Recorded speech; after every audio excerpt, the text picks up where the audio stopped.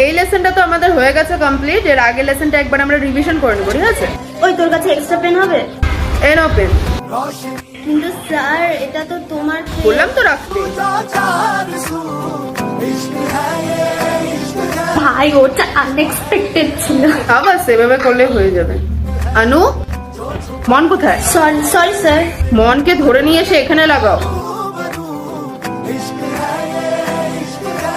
Sir আপনার favourite colour কি? এসব বাজে বাজে কোশ্চেন্স না করলে তো চলে, বলো। পড়াশোনা একটু ফোকাস করো। বাই দ্য ওয়ে, আমার ফেভারিট কালার হোয়াইট। তোমার? ব্ল্যাক। तुमसे मिले तो कुछ गुनगुनी सी होने लगी है सर्दियाँ।